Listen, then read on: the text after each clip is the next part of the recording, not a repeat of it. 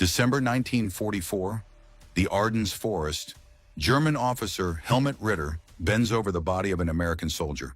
In the pocket, letters home, photographs, a pack of Lucky Strike.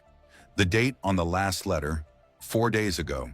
The soldier had been fighting without pause for 48 days. 48 Ritter is geschockt. According to all military medical standards, a fighter loses combat effectiveness after 20 days at the front, at most 25. That was true on the Western Front of the First World War, and it was confirmed by the battles in the East. After that, a man breaks down. The psyche collapses, hands tremble, the weapon slips from his palms. Yet the Americans are still shooting accurately in an organized way, as if they had just come out of a training center. Ritter does not know the crucial fact. This soldier is not an exception. He is part of a system. When the Germans planned Operation Wehrmacht, their last great offensive in the West, they based it on one assumption. The Americans were exhausted. They had been fighting since June, half a year of battles from the beaches of Normandy to the borders of the rich. By all the laws of military science, their combat capacity should have been almost drained. But on December 16, 1944, when 20 divisions of the Wehrmacht surged forward into the Ardennes, the Americans did not crumble. They withdrew, but they held on. They lost positions, but did not panic. And within just 10 days, they halted the strongest German strike of the final year of the war. Why? The answer lies not only in courage, not in tanks or planes. The key was a system the Americans called the rotation policy, a simple idea that changed the very notion of human endurance. The Germans never understood it until the end. Their soldiers fought until they either ended up in a hospital or a mass grave. The Americans built a different logic. A soldier is not a cartridge. He cannot be expended in a single battle. He must be preserved, pulled from the line, and returned to the fight restored. This script is the story of how the U.S. Army created a system that allowed its soldiers to last longer, fight more effectively, and suffer fewer psychological breakdowns than any other force of the Second World War. It is the story of how bureaucracy turned into a weapon, how tables and charts saved thousands of lives, how proper organization proved stronger than fanaticism. Let us begin with what the Germans saw with their own eyes. November 1944. The Western Front from the Netherlands to Switzerland. German intelligence compiles reports. The picture is the same everywhere. The Americans attack daily without pause, without visible fatigue. Oberturm Bonführer Joachim Peiper, commander of the 1st SS Panzer Division, notes, "The enemy shows unusual endurance. Units we observed a week ago are still holding positions. No signs of demoralization or exhaustion are visible." To the Germans, this is puzzling. Their divisions usually fight for a few weeks, then are pulled back into reserve. There they are replenished and given rest. Then the cycle starts again. But by the end of 1944, there are no reserves left. Units fight until collapse. Soldiers fall not from bullets, but from exhaustion. Psychiatric cases are rising. The diagnosis, neurose war neurosis, becomes official. The figures are shocking. According to military medicine, after 30 days of continuous combat, a unit loses up to 40% of its combat strength without a single enemy shot. Men simply stop functioning. Hands shake. Eyes fail to focus. Reactions slow. They become easy targets. The Americans, however, keep fighting day after day, week after week, and the Germans cannot understand how. They do not know about the documents on General Omar Bradley's desk. They have no idea that the soldier in the front line is just the tip of a vast mechanism, a mechanism that had begun turning already in North Africa. January 1943, North Africa. The Americans face the Wehrmacht for the first time in a large battle and suffer catastrophe. The Kasserine Pass, February 19th to 25th. Rommel and the Italians smashed the U.S. II Corps. Losses: 300 killed, 3,000 wounded, 3,000 captured. But worse than the numbers was what the psychiatrists saw. Major Albert Glass, chief psychiatrist of the 2nd Armored Division, writes, "Soldiers arrive at the medical station with symptoms unrelated to wounds. Trembling, loss of speech, apathy. One sits for 6 hours staring at a single point, unresponsive. The diagnosis: combat stress. In the First World War, it had been called shell shock or trench neurosis. The essence was the same. The nervous system collapses.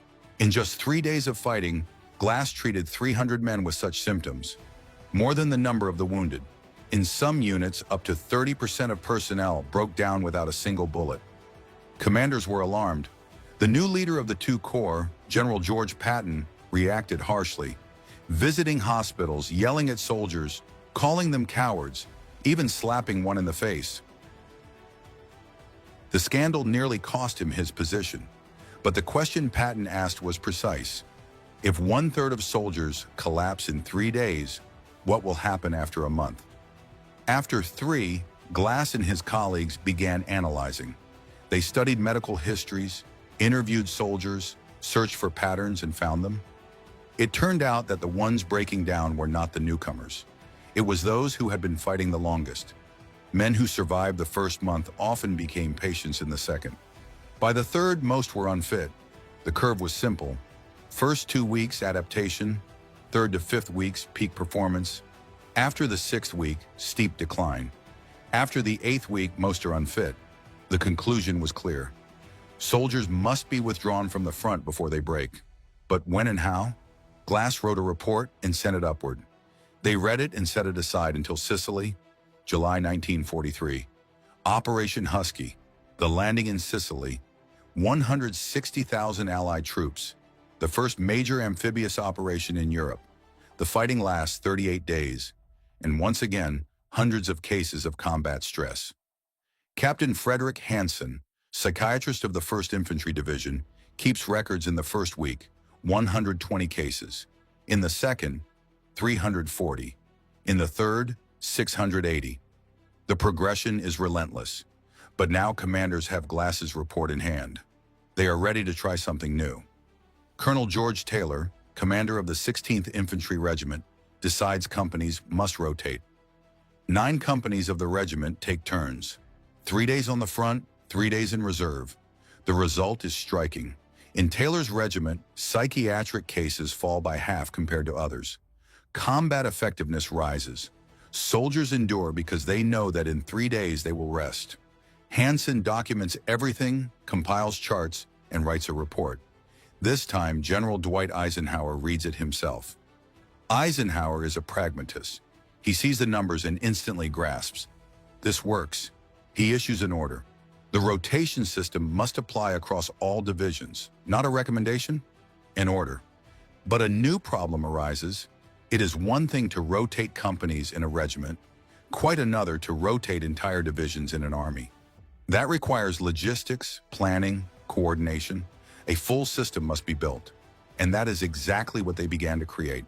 Yuma, September 1943, London, headquarters of SHA, the Supreme Headquarters Allied Expeditionary Force. In a small office on the 3rd floor sits Colonel William Manager, once a civilian psychiatrist. Now he is the chief consultant on the morale of American troops. On his desk lies a mountain of reports from Tunisia, Sicily, and Italy, where battles have already raged for 2 months, and all of them say the same thing. Without a system of rotations, the army will be exhausted long before Berlin. Menair is no romantic. He does not believe in intuition, but in numbers. And he begins drawing charts. Chart 1, combat effectiveness. It rises in the first 2 weeks, peaks in the third, and then plunges. After 6 weeks, collapse. Chart 2, psychiatric cases. First week, isolated. Third week, dozens. 6th week, already hundreds per division. Chart 3, combat losses. Soldiers who hold the front for more than 6 weeks die 3 times more often than newcomers. The reason is simple. Fatigue kills reaction. From this comes the conclusion. The optimal time at the front is 4 weeks, 6 at most. After that, the unit must be pulled back for at least 2 weeks in reserve. But how to put this into practice? By the end of 1943, there are only 8 American infantry divisions in Europe. By June 1944, there will be 21. By the end of the war, 41. Each holds 14,000 men. How to rotate 500,000 soldiers without collapsing the front. Menner works with a group of logistics officers, and they create a system simple on paper, intricate like a Swiss mechanism. Its foundation, 3 echelons.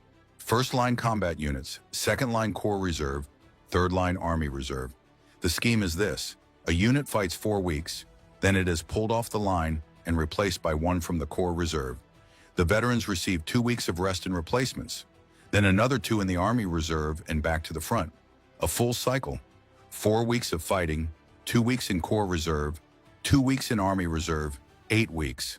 And then the cycle repeats on paper. Flawless. But war rarely obeys paper schemes. January 1944. Italy, Anzio. The Allies land trying to outflank the German Gustav Line. The operation drags into a bloody standoff lasting 4 months. Here the rotation system is launched in full scale for the first time. Major General John Lucas. They rarely receive medals. Their names are not always in textbooks, yet their work saved the Army. The lesson is simple.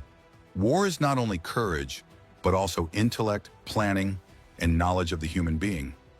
Sometimes the best weapon is not a tank, but a well-made table. The Germans did not see the tables. They saw soldiers who did not break, and they did not know why.